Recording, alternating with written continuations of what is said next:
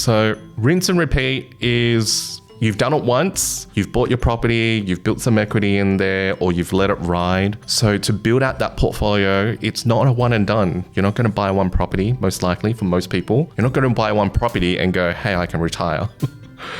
So you're probably going to have to build out property portfolio and you're going to have to rinse and repeat. The best thing about that is usually after you've done it once, the second time you do, it's easier. You're already familiar with that journey. You know who you need. You know you need your solicitor or your conveyancer. You know you need your building reports. You know what tradies you need and where you can add value to that property. So it becomes easier, but this stage is basically building out that portfolio, rinse and repeat.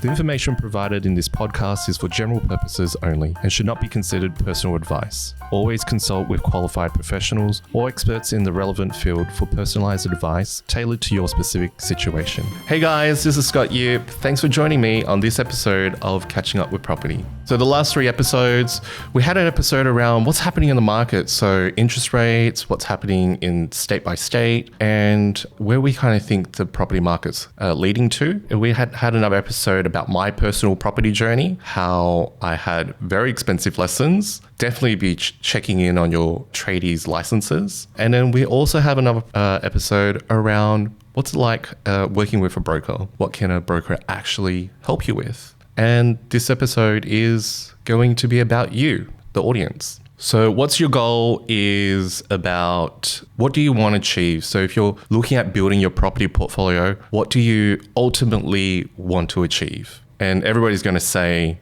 well, I want financial freedom, I want happiness, I want to be able to replace my income. What is that number and how are you going to actually build that out, right? And for me, property is the asset of choice to invest in because it's something that I can physically see. I can touch it, see it, feel it. It can appreciate in value. I can add value to that asset so I can make it grow quicker if I wanted to. So it's the asset of choice for me and might be different for everybody else. But if you are looking at property investment, maybe that's the same for you as well. Property is just an asset class, but the reason why you're investing in property and knowing your reason why is really important because you need to ground yourself in that journey. As you're building your property portfolio, you could go to 1 to 2 to 3 or 4, but knowing your reason why, and sometimes depending on the type of property, it could get a little messy. You just don't know what the process is. Every single acquisition is going to be slightly different, and knowing your reason why will help ground you on your end goal, on why you want to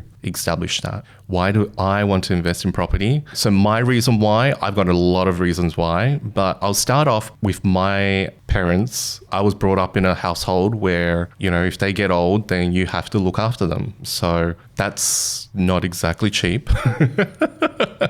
I call it reverse parenting nowadays. And I want to eventually have my house. Just not any type of house. You probably know what I'm talking about, but it's that type of house. And that's not quite cheap either. So I do need to build out that investment strategy and do need to build out that second type of income for property rental. And eventually I want to have my own family. Now, when I'm speaking to my friends and the ones that have children, they're telling me that kids are expensive. So having that additional income obviously helps alleviate that stress. But on top of that, I am in a same-sex relationship. So the barrier for me to have my own child is harder, which means it costs more. So I need to build up that asset pool. I need to build up that income stream for that future of mine. And lastly, I also want to replace my income. I want to have choices, not when I'm at 68 and I got knee problems, but I want to have choices in maybe 10 or 15 years time. So they're my reasons why, and I would challenge you to find your reason why. Why do you want to get into property investment, and what will it mean for you at the end of the path, right? It's too late to have a property when you can't borrow. If you can't borrow, then you're basically leveraging off your own cash, or you're going to have to be very, very smart and maybe go into some joint venture projects with somebody who can borrow, and you probably bring something else to the table, such as equity or maybe you've got some savings and your JV partner would actually come in with the borrowing ability. But yeah, so the age to that you can't invest in property will be when you can't borrow.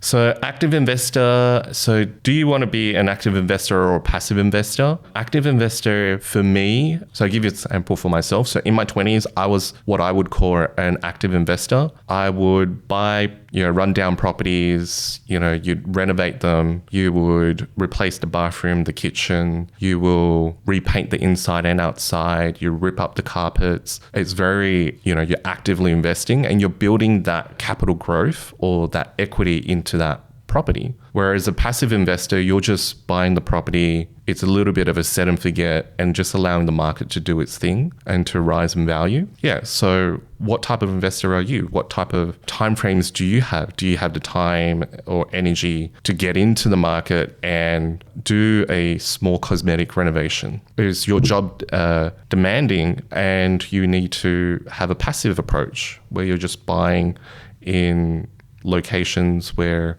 they're good locations and they're going to have some capital growth? In my 20s, I was an active investor and I felt like maybe in my 20s I was exploring, it was really exciting, I had a lot of time and energy, but now in my 30s, I'm finding that I'm probably going towards that passive investment and putting my time and energy in my first source of income, which is my work. I would probably stay as a passive investor until I get to that point where I can start leveling up.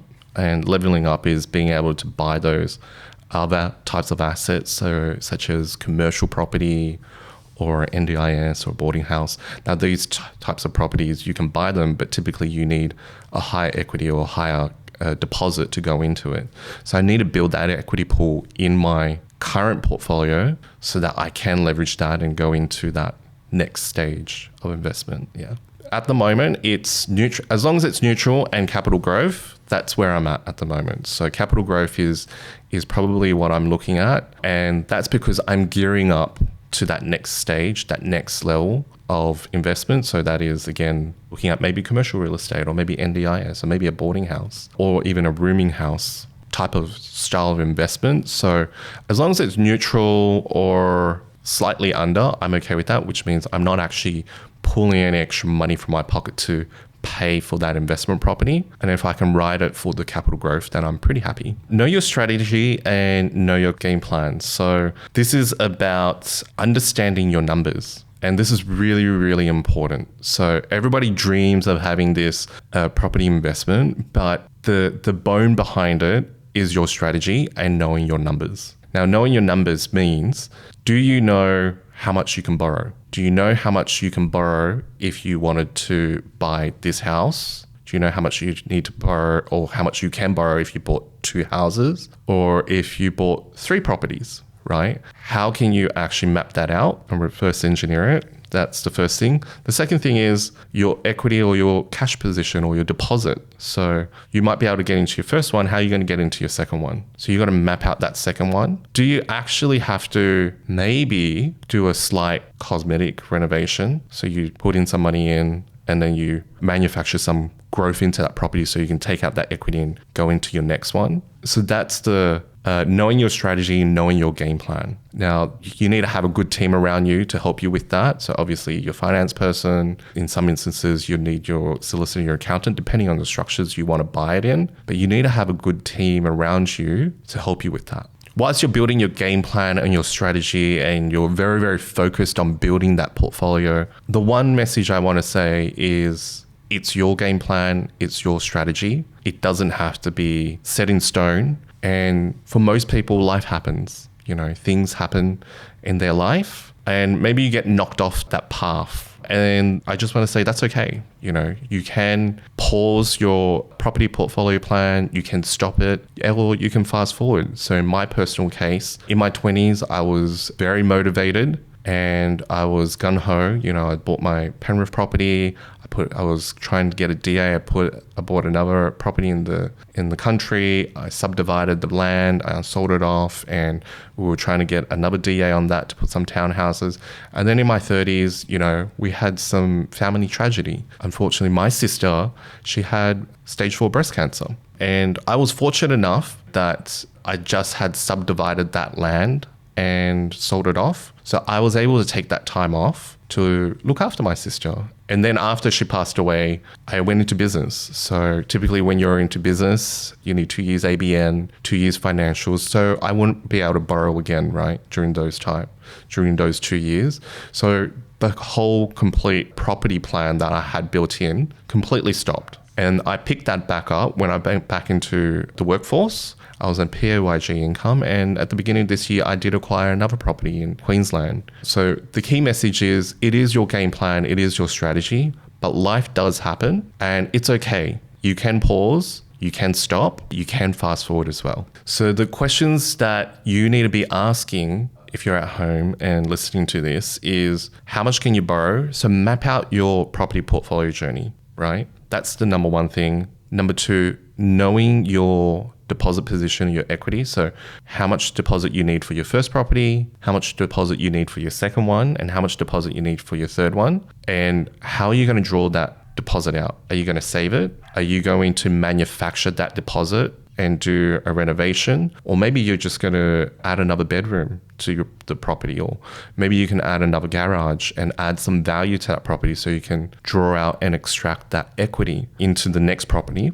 But also understanding, are you prepared to go into lender's mortgage insurance for your investment property? Are you prepared to go up to a 90% lend? It's additional cost, and there's no right or wrong answer.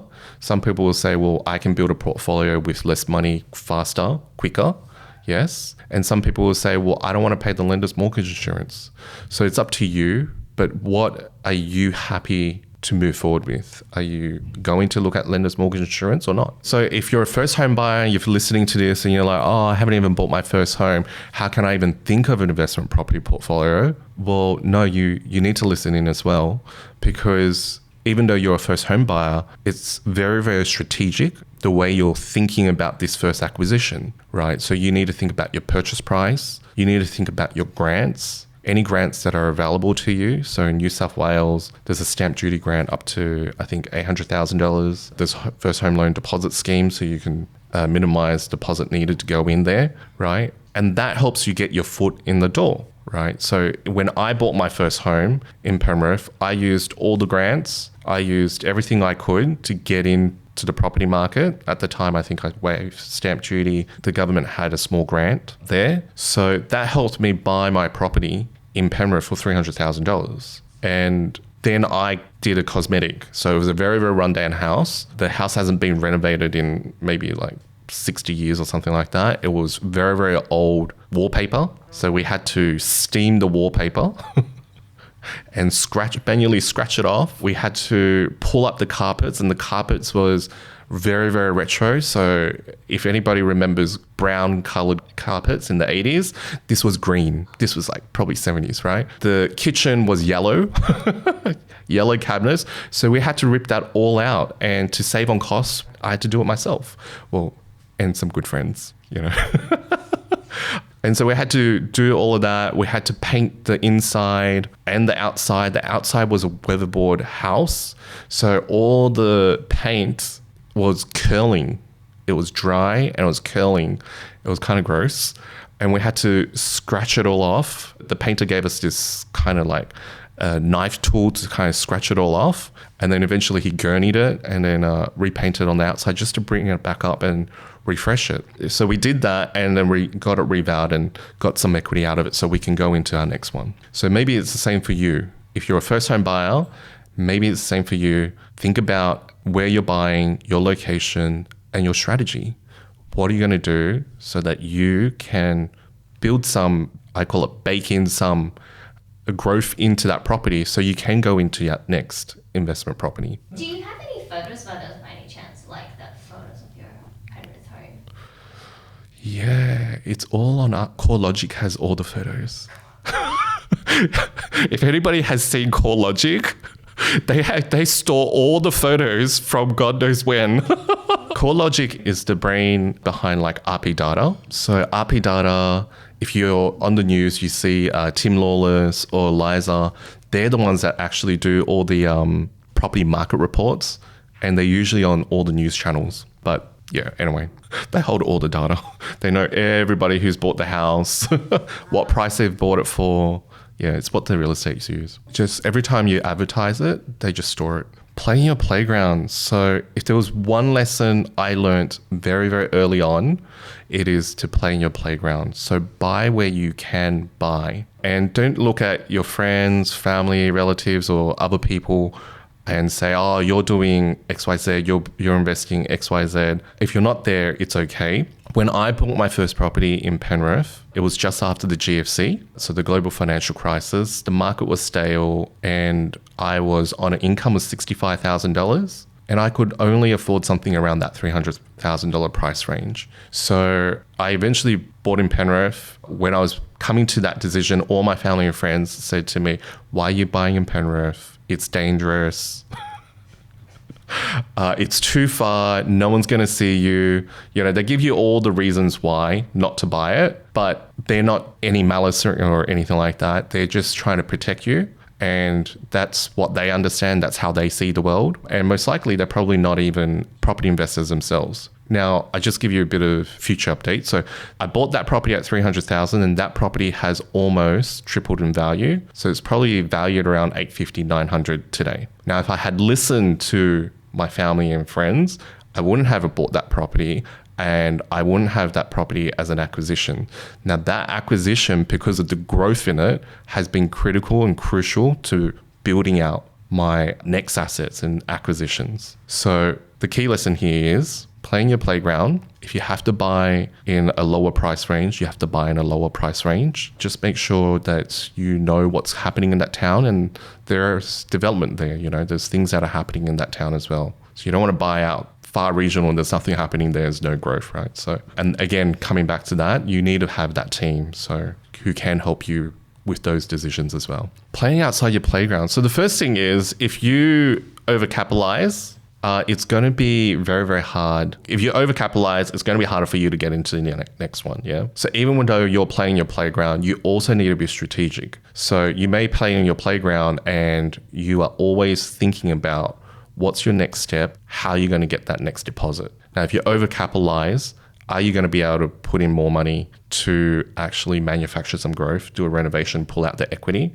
Are you actually going to be able to have the borrowing capacity to buy that second property now that you're overcapitalized? And if you're not, then you're not going to be able to build that property portfolio. Ta ta ta ta. So rinse and repeat is you've done it once, you've bought your property, you've built some equity in there, or you've let it ride. So to build out that portfolio, it's not a one and done. You're not going to buy one property, most likely for most people. You're not going to buy one property and go, hey, I can retire. So you're probably going to have to build out that property portfolio and you're going to have to rinse and repeat. The best thing about that is usually after you've done it once, the second time you do, it's easier. You're already familiar with that journey. You know who you need. You know you need your solicitor or your conveyancer. You know you need your building reports. You know what tradies you need and where you can add value to that property. So it becomes easier, but this stage is basically building out that portfolio, rinse and repeat. Leveling up your game. Leveling up your game. So this is when you've actually built out your portfolio, you've built in, or what I call baked in, your equity, and you've got a very healthy equity position, and you're at the point where you're like, okay, hey, what can I do next? How do I actually go to that next level? So you'll be looking at those other assets, commercial, maybe high cash flow properties like an NDIS or rooming houses. They're coming into the market these days, and looking at those other properties and scenarios and seeing how you can level up that game. Now, similar to your previous stages, this is probably more important, where you actually get your accountant, your solicitor to start talking about your structures, how you actually want to structure that, and also get your finance person involved early on. Start mapping out, maybe it's this property, maybe it's that property, and then start mapping out what those limits are going to look like for you. But leveling up your game means, hey, you've got options. You've got options. Coming back to you, to the audience, what's your next 3 steps? We've spoken about the steps in building out that portfolio. What are your personal next 3 steps? Are you in research mode? Do you know your numbers? Are you acquiring? So what are your next 3 steps figure it out, write them down, and get going. My last tip is often life happens with full intention. You're wanting to build out your portfolio, you're doing things, and sometimes you get sidetracked. But it's really important to have a little bit of accountability. Find a friend, find a coach, find somebody that can hold you accountable. But usually the first step of being accountable is writing it down. So if you're on that property journey, I challenge you, maybe drop a comment and let me know what your first step is, and I'll be your first cheerleader. Pom-poms. Thanks for catching up with property. I'm Scott Yip, and if you love this episode, you want to stay tuned for the next couple. We have Lorna Wang, a buyer's agent, who will be joining us, and we also have Adam Bowie from TW Property Projects talk to us about his property journey and what they do at TW Property Projects. So stay tuned. If you like this content, please like, share, and subscribe. Thanks. Bye.